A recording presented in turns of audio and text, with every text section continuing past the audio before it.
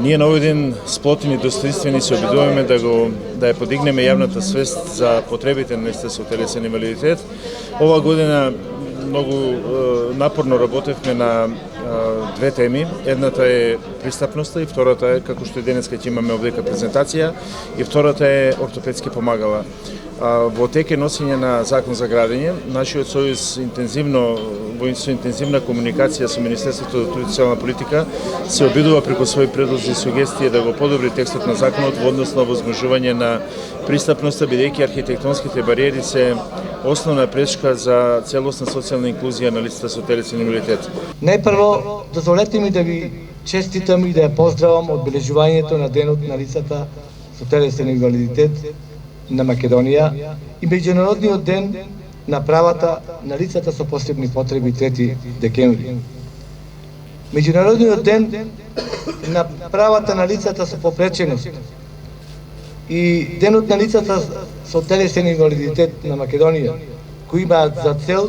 промовирање на правата на оваа категорија на лица во насока на нивна еднаквост и поголемо разбирање за нивните потреби и за нивните проблеми.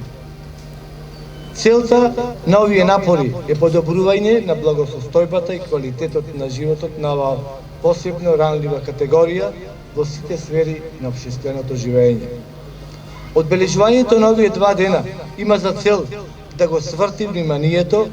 и да ја зголеми свеста кај сите нас присутни овде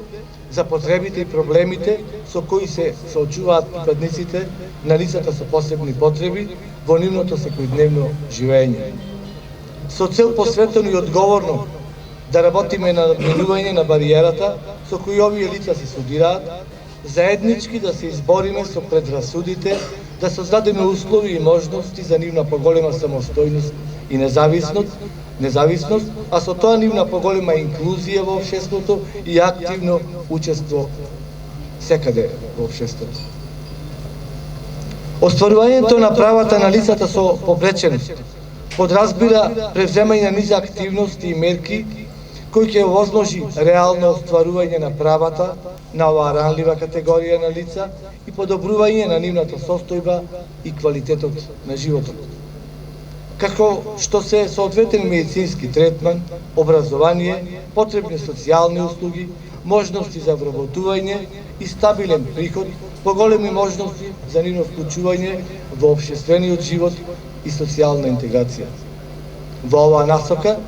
сакам да истакнам дека општина Прилеп, јас лично како градоначалник, посветено работиме во насока на остварување на правата на лицата со попречености преку овозможување на поголем избор на услуги, медицински, социјални, образовни и други, прилагодени за нивните потреби, со што и ќе се подигни потенцијалите и можноста за посамостоен живот и работа, како и нивна социјализација и вклученост во сите сфери на општеството. Превземаме низа активности кои предонесуваат во остварувањето на овие цели, како што се за прв пат во нашата општина во 2018 година беше отворен и модерно оправен Центарот за церебрална парализа, дневниот центар за церебрална парализа, кој што успешно функционира, давајќи соодветни медицински услуги и третман на овие лица со церебрална парализа. Сето тоа придонесува за нивна интеракција и дружење и дава поддршка на нивните семејства, имајќи во предвид обемот на врските за грижа на овие лица. Исто така сакам да нагласам дека Центарот ангажира лица со посебни потреби, како и родители со посебни потреби, на кој начин се дава можност за вработување и стабилен извор на приходи на овие семејства. Општина Прилеп во соработка со Младинскиот театар Чин 4 сцена 5 ја промени целокупната дограма на дневниот центар Зуница, на тој начин придонесувајќи за подобрување на условите за престој и работа на овој центар за лицата со попреченост. Понатаму општина Прилеп инвестираше средства за реконструкција и подобрување на условите за работа на социјалниот клуб Порака, кој прерасна во дневен центар за згрижување за лица со посебни потреби. На овој начин, во период од само 2 години, во општина Прилеп се отворени 2 дневни центри за оваа категорија на лица со попреченост. Лицата со посебни потреби исто така се вклучени и во низа културни и спортски активности во општината,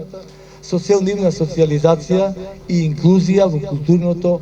и спортското движење и живење во нашиот град. Сето тоа,